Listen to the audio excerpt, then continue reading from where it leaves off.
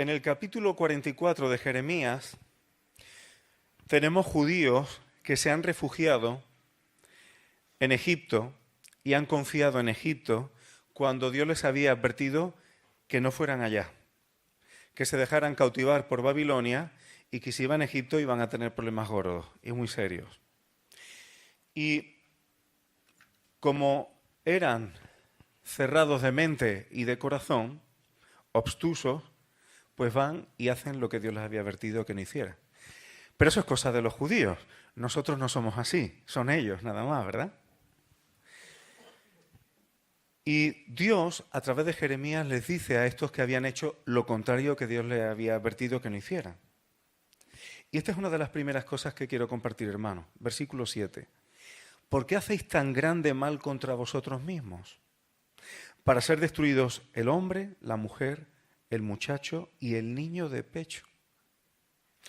Es decir, por haber desobedecido a Dios, por no haber tomado en serio la advertencia del Señor, eso era un mal para ellos personalmente, pero también para sus familias completas. Y luego decimos, ¿y por qué Dios permite que a los niños les pasen? No estoy hablando de todos los niños, pero vamos a eludir la responsabilidad a los que somos padres, de que nuestros hijos puedan recibir consecuencias porque nosotros desobedecemos al Señor. Y yo sé que esto es palabra dura, hermanos. Pero si yo desobedezco al Señor y hago oídos sordos a sus advertencias para mí, desde luego eso es un daño y un mal que me hago a mí mismo. Pero si mis hijos recogieran consecuencias de eso, ¿el malo es Dios? ¿O el irresponsable soy yo? Ellos, siendo pueblo de Dios, desoyen lo que Dios les advierte y esto iba a tener consecuencias para familias completas.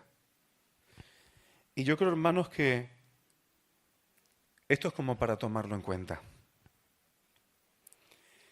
Ellos olvidaron las cosas malas que habían hecho sus ascendientes, hicieron lo que Dios les pidió que no hicieran y eso tuvo problemas.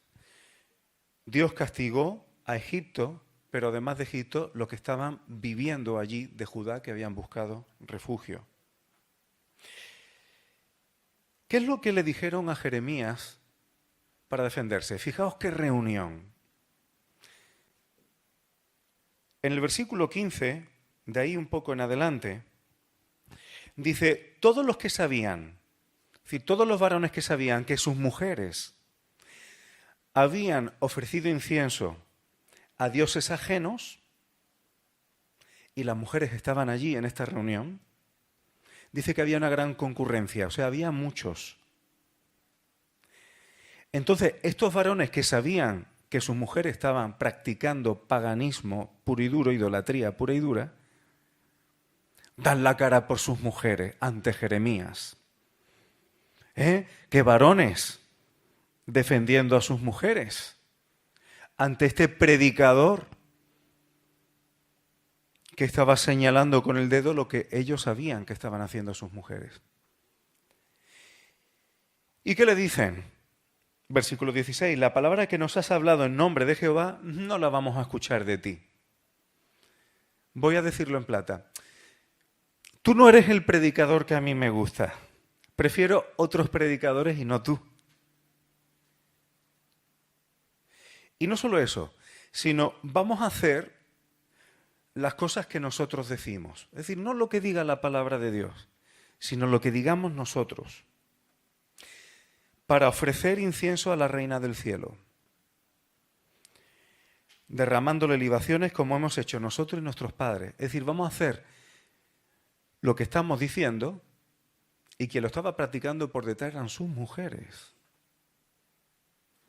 Y ellas van a decir que sus maridos lo consintieron.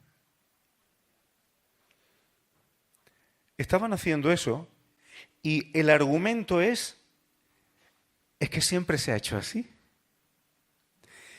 No solamente esto lo estamos haciendo nosotros, lo han hecho nuestros padres, los padres de nuestros padres. Hombre, es una tradición ya religiosa y siempre hemos hecho así. Entonces, ¿qué? Nuestros papás, nuestros abuelos y todo, estaban todo equivocados, ¿eh? Y tú vienes ahora a decirnos. Este tipo de argumentos, hermanos, son totalmente carnales y tan carnales como habituales. Que una cosa sea tradición no quiere decir que sea palabra de Dios. Que una cosa la hayan practicado generaciones antes que nosotros no quiere decir que sean palabra de Dios. Eso no es excusa. Y, por si fuera poco, dice, tuvimos abundancia de pan y estuvimos alegres y no vimos mal alguno. Es decir, hacíamos esto y nos iba bien. Que nadie piense que si juega con la palabra de Dios y le va bien de momento, que es que Dios le está dando un aplauso porque está andando de maravilla. Hermano, los patrones mentales de la carne son tan inmaduros como peligrosísimos. Y de tal manera que el razonamiento de la carne es el siguiente. Desde que hemos dejado de practicar esta idolatría de ofrecer incienso a la reina del cielo, nos falta todo. Ha venido la espada y estamos pasando hambre, por eso huyeron a Egipto. O sea, Dios les manda a Jeremías y a más profetas, porque dice que desde temprano les fue avisando, con mucho tiempo de antelación, y les avisa, si no obedecéis, arrepentiros. Y Dios esperó hasta el último momento, incluso cuando ya habían tenido incursiones babilónicas, cuando ya estaban sitiados, o sea, hasta el último momento, cuando parecía que eso ya no hubiera quien diera marcha atrás, aún así Dios les dio la oportunidad de dar marcha atrás con arrepentimiento. Y le dijo por qué iba a pasar eso. Y ahora ellos vienen y atribuyen las dificultades que están pasando no a los avisos que Dios les dio porque no obedecían, sino a que habían dejado de practicar sus idolatrías de siempre. Señor, maldito el hombre que confía en el hombre. Y yo veo estas cosas, hermano, y digo, ¿eran cosas de los de Judá? Permíteme decirte que tu carne y mi carne, nuestra vieja naturaleza, son así de necias. Permíteme utilizar una palabra más dura. El razonamiento natural de la carne es estúpido. Delante de Dios es estúpido. Porque no percibe, como dice Pablo, en 1 Corintios creo que capítulo 2, el hombre natural, la vida natural no percibe las cosas de Dios. El que valora las cosas es el espiritual. Y en otra ocasión hablaremos de qué es un hombre espiritual según la Escritura. Porque no es alguien que va andando sobre nubes y que va andando en idiomas que nadie sabe. Eso no es un hombre espiritual según las Escrituras. Pero eso lo dejamos para otro momento. Y por si fuera poco, vienen las mujeres, versículo 19, dice, si nosotros hicimos tortas para darle culto, lo parafraseo, a la reina del cielo, ¿acaso lo hicimos sin el consentimiento de nuestros maridos? Oye, esto me suena tanto a Edén, a lo que pasó en Edén. Hermanos, algo que es importante y podemos aprender de aquí. Creo encontrar suficiente base en las Escrituras para entender que el hombre y la mujer tienen funciones específicas. Que el hombre y la mujer no son lo mismo. No estamos hablando de igualdad, estamos hablando de mismidad. Y generalmente el hombre suele tender a tener una macro perspectiva de las cosas. La mujer tiene más tendencia a una micro perspectiva de las cosas. ¿Qué quiero decir? Aun si un varón quiere tomar en su casa y en su familia una dirección para el Señor, si la mujer no apoya en los detalles de lo que eso significa, va a ser complicadísimo, si no imposible. No sé si me estoy explicando. Se necesita unidad en el matrimonio en cuanto a los objetivos de vida y espirituales delante del Señor. Si el varón quiere, no solo individualmente, sino junto con su esposa, tomar una dirección espiritual, un estilo de vida conforme a la palabra, si la mujer no colabora, especialmente en los detalles más pequeños, es muy difícil que ese hogar pueda conseguir eso. Esto sería para hablar largo y tendido. Lo dejamos para unas conferencias. Pero es una necesidad mutua. Y generalmente, obviamente, siempre hay excepciones. Hay excepciones en estilo de pensamiento y en perfiles psicológicos. Pero la generalidad es que el hombre tiene una tendencia a buscar la macro perspectiva de las cosas. Y la mujer es más del detalle. El famoso sexto sentido de la mujer es que su cerebro, de una forma subconsciente, está captando detalles. Aunque ella no esté pendiente, pero el cerebro de la mujer los va captando.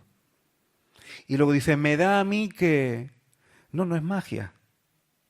Es que su cerebro ha ido cogiendo detalles.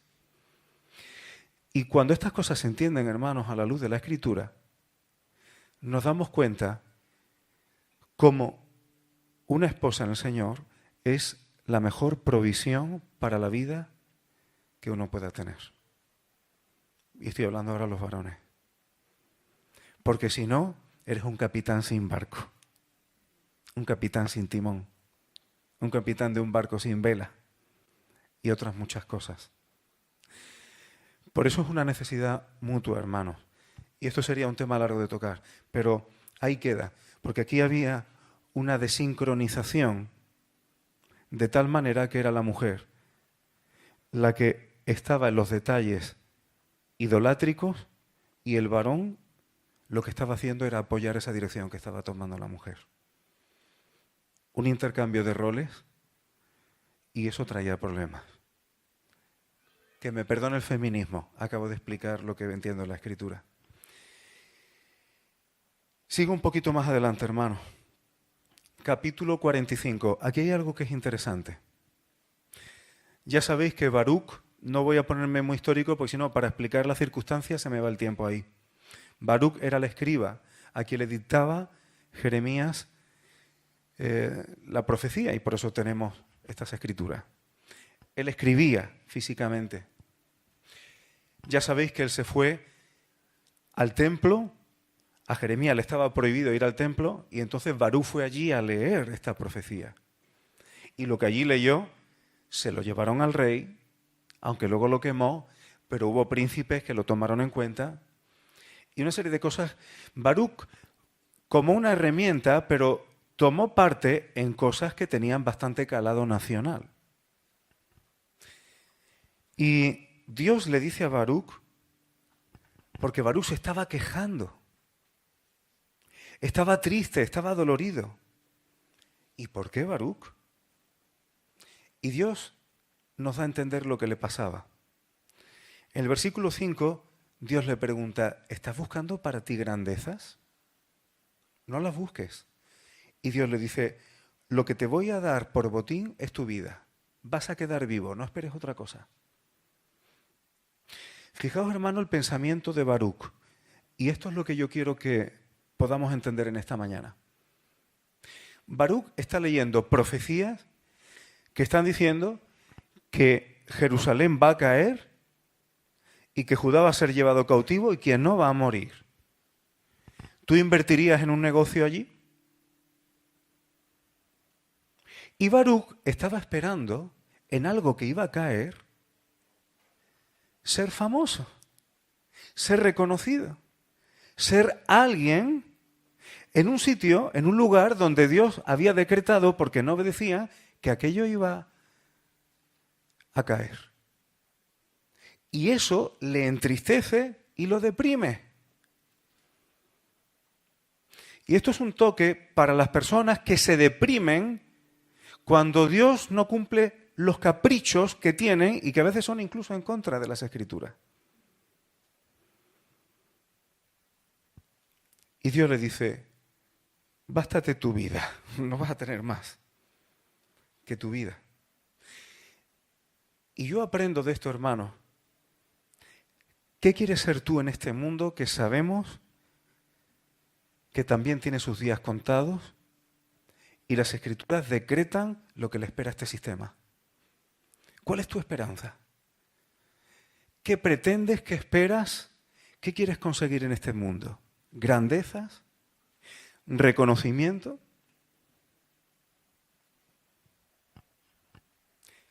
Con que el Señor nos sostenga en nuestra vida y demos testimonio de Él aquí, démonos por contentos. Y lo que Él añada a su voluntad es.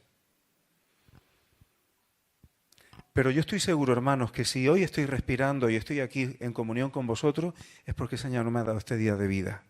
Y le doy gracias por Él. Me da igual no salir a la tele. Me da igual no tener dinero para un yate. Me da igual lo que piense el mundo de mí. Mejor que nos importe lo que el Señor piense de nosotros. Mejor que nos reconozca el Señor que no el mundo. Ahora tengo la tentación, solamente un detalle. Cuando Israel estaba en Egipto en aflicciones, dice que Dios miró y los reconoció. Si el Señor nos reconoce, y ahora mismo tengo los vellos de punta, hermano, ¿qué trascendencia tiene ser reconocido por el Altísimo? Me da igual ser ignorado por el mundo si soy reconocido por el Dios del cielo y de la tierra. En el capítulo 46 comienzan, y ya cojo la recta final, pero hay algo más que quería yo compartir. Un juicio o castigo contra distintas naciones. Contra Egipto, donde estaban estos judíos que habían buscado ayuda allí. De hecho, el versículo 14 dice, anunciad en Egipto y haced saber en estas ciudades. Esas ciudades donde se habían ido estos judíos buscando refugio. Y Dios los castiga en el versículo 25 por idolatría también, pero además dice que Dios va a castigar sus dioses. Es decir, Dios va a castigar en lo que ellos tienen confianza. Y esto también sería un tema para tocar tranquilamente, pero pensad que Dios a veces se especializa en derribar las cosas en las que depositamos confianza si no son Él. Hay veces que queremos confiar en cosas o en personas y el Señor permite que eso sea derribado para que nos demos cuenta que en esta vida el único y verdadero apoyo es Él, aunque no lo veamos. Y el Señor a veces tira las cosas en las que confiamos. El Señor sabe el peso que cada cosa tiene en nuestro corazón a la hora de confiar. Sean familia. A veces hay quien confía en su familia y su propia familia puede llegar a darle la espalda o tener un conflicto familiar enorme y no hablarse. Sea dinero. El Señor puede permitir que alguien que confía en la riqueza se arruine. El Señor puede derribar cualquier cosa en la que uno deposite su confianza, si se encela por eso. Es mejor no provocar a celos al Señor. Luego se habla de los filisteos. Una de las cosas que se dice, ¿hasta cuándo te sajarás? Y esto es interesante porque la ley de Dios prohibía a Israel que se hicieran sajaduras, cortes por causa de muertos. Sin embargo, aquí a los filisteos se le está juzgando por hacerse esa sajadura. Y yo me pregunto, entonces, ¿eso que viene en la ley no era solo para los judíos? Pero aquí a los filisteos se le está juzgando por esas sajaduras que también en realidad eran idolátricas. Esto que voy a tocar es una enseñanza y creo que es fundamental entenderlo en la vida de todo cristiano que quiera crecer en el Señor y que no quiera que pasen 30 años y siga siendo cristiano, pero siga exactamente igual. En el juicio a Moab, y estoy en el capítulo 48, Dios le echa en cara a Moab varias cosas. Primero, en el versículo 7 dice que confió en sus bienes y en sus tesoros. Es decir, la confianza de Moab estaba en lo material. Ahí confiaba. Segundo, dice que Mos será llevado en cautiverio, su sacerdote y sus príncipes juntamente. Que Mos era un dios falso, obviamente, pagano, al que se le hacían sacrificios humanos, con intención de que ese dios le fuera propicio a distintos niveles, incluido el económico. O sea, confiaban en las riquezas y para asegurarse que las riquezas continuaran, practicaban idolatría que implicaba sacrificar seres humanos. Fuerte, ¿verdad? Y hoy día no hay gente que para que le vaya bien le dé igual pisotear a quien sea. Es exactamente lo mismo, los mismos principios de la carne. Para que a mí me vaya bien, y todo esto se justifica, no es la evolución, la supervivencia del más fuerte, y nos inventamos historias que lo único que están haciendo es que el que es verdaderamente fuerte pueda un día poner orden, y lo hará. Así que ellos sacrificaban seres humanos, confiaban en riquezas, y no solo eso, sino que en el versículo 29 habla de su soberbia. Dice que era soberbia, arrogante, orgullosa, altiva y altanera de corazón. Estas tres cosas tenían. Y Dios les dice una cosa que es donde yo quiero poner el enfoque. Y está en el versículo 11 y 12. Dice que Moab, desde su juventud, es decir, de que era una nación joven, su sedimento ha estado reposado y no fue vaciado de vasija en vasija, ni nunca estuvo en cautiverio. Por tanto, y aquí subrayaría y pondría yo en mayúscula, y con luces si hiciera falta, quedó su sabor en él, y su olor no se ha cambiado. Es decir, cuando se tenía, por ejemplo, un vino y se quería limpiar ese vino de sedimentos, de las impurezas que tenía, el vino estaba en una vasija, cuando estaba reposado, las impurezas iban cayendo al fondo de la vasija. Y cuando eso estaba así, eso lo echaban en otra vasija, dejando la suciedad en el fondo de la vasija anterior. Y cuando esto se hacía, tú podías seguir purificando. En la segunda vasija sigues esperando y todavía sigue cayendo impureza. Y lo pasas a la otra vasija. Conforme eso se hacía, el vino, o incluso si se hiciera con otro líquido, iba siendo cada vez más limpio y más puro. Y Dios utiliza esto para decirle a Moab que esto de las vasijas lo relaciona con no haber pasado cautiverio como nación. Es decir, no haber padecido y sufrido de verdad como nación. ¿Y cuál es la consecuencia de haber estado mimada desde su juventud? Que tenía demasiado sabor y demasiado olor propio. Pero me gustaría que esto lo recordáramos. Cuando nosotros venimos al Señor Jesucristo, venimos con una naturaleza vieja que Dios no quiere mejorar. Dios no quiere mejorar nuestra vieja naturaleza.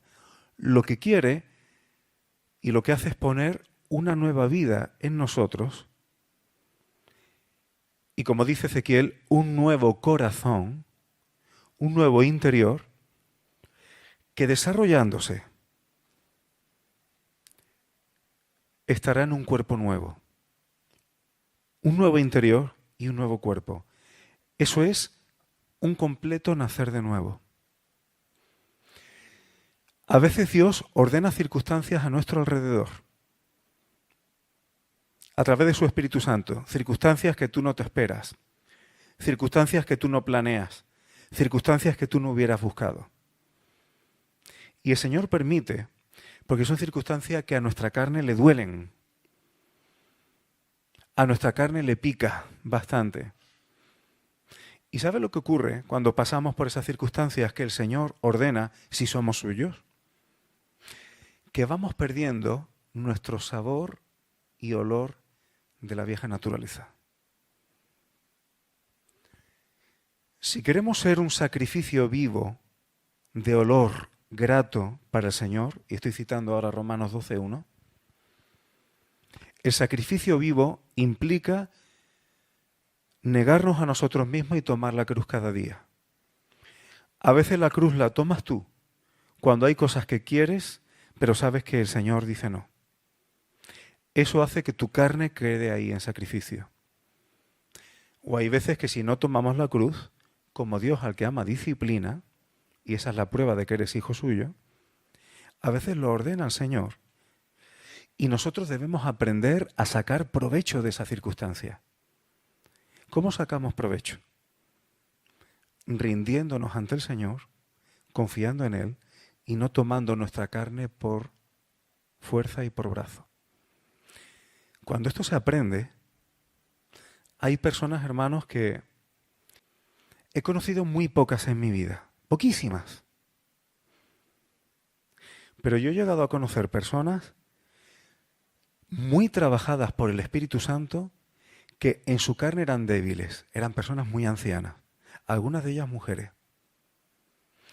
Yo no sé cómo explicarlo, hermano, pero humanamente eran débiles, no tenían fuerza en su cuerpo, ya bien mayores, pero había un peso espiritual en ellas que yo no sé cómo explicar.